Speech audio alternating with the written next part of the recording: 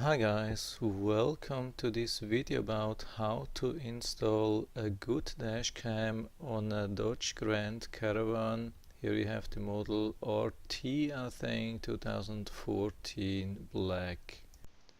Of course, you can buy any kind of dash cam and put it somehow somewhere, but it won't be much fun.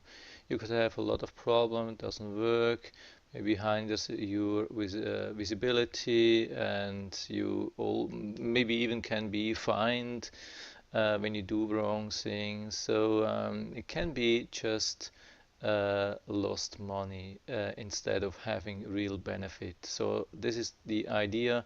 I've tried some things and I've worked on it for quite some time to optimize everything so that everything works. So what do you have to buy? There are actually 5 things. Yeah, it's a lot, but I mean, if you want a good solution, you have to buy the right stuff. So we start with the camera itself. So this is the two guard. The two guard comes with a decent price, not too cheap, not too expensive, but really good quality. It has two cameras, one for the front, one for the back, and almost 360 degrees visibility, so you are protected against everything from the front and from the back, even parking damage. Then of course you need a storage card. It needs to be it has to be a fast storage card. It has to be class 10 or above, and I would suggest strongly at least 32 gigabytes, or even better 64 gigabytes, which will last for about 10 hours of recording. Additionally, you need a USB Defender. Why you need that? If you want to use the power supply of your glove box and you use the USB cable, you will end up with only mass storage mode or PC camera mode. What we don't want, we need dash cam mode when we use it in our car.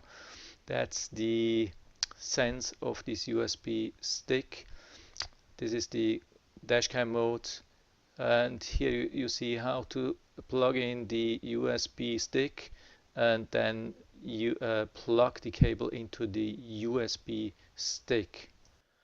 Unfortunately, you also will have to buy these car cable clips, because yeah, you will get some with the original package, but they are really small and they don't really stick. I mean, maybe for a couple of hours and then they will come off. So you better buy good quality mounts.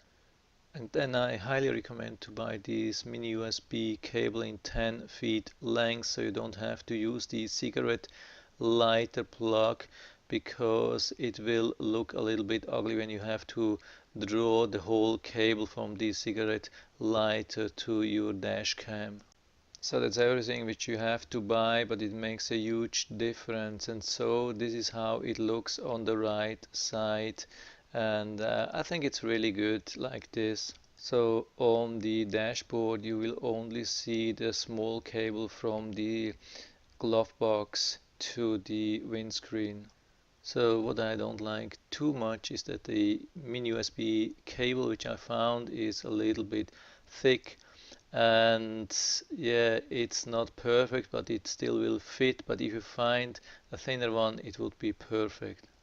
So here is how I put the cable on the right side of the windscreen. I used 3 of the clips, and here's the connection to the glove box. It's visible, but it's the closest way. And on top it's behind the blinds, of course. And behind the mirror I've needed another clip, and I put it directly under the shaded part of the windscreen. So I think it's the absolute perfect spot to put on this dash cam. If you go higher, it will have problem with the front view, with the shaded part of the windscreen. If you go lower, there will be a problem that you don't have visibility to the back or inside of the car.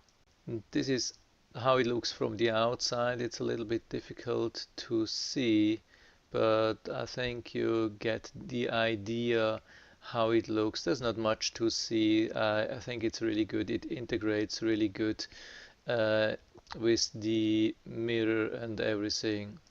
So here we have footage from the front camera. It's 1080p. The good thing is with this camera you have front 1080p and you have back 1080p. I think it's the only camera which provides this, at least in a decent price range, and it almost covers 360 degrees, and I think the quality is awesome. Maybe towards the sun, when the sun is shining, I mean the sky is not super blue, but the street, everything is perfectly.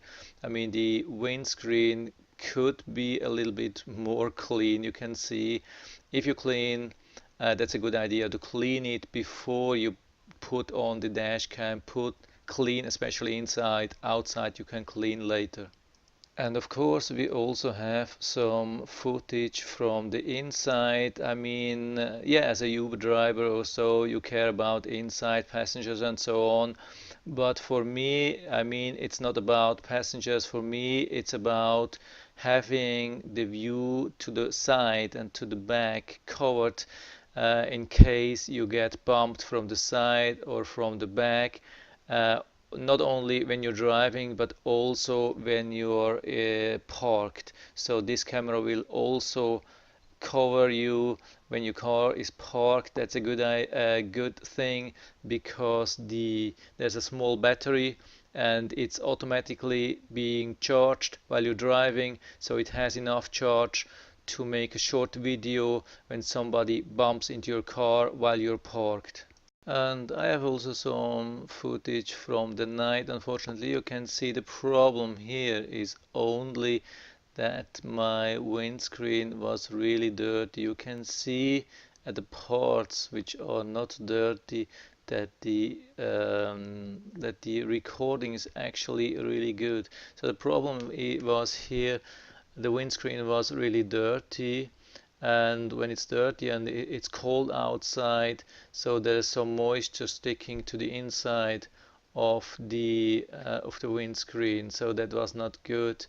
And yeah, unfortunately, at the moment I don't have anything else, but you can imagine that the thing is really good. So the problem here is really only the windscreen, it's not the camera, so the footage also during the night is really good.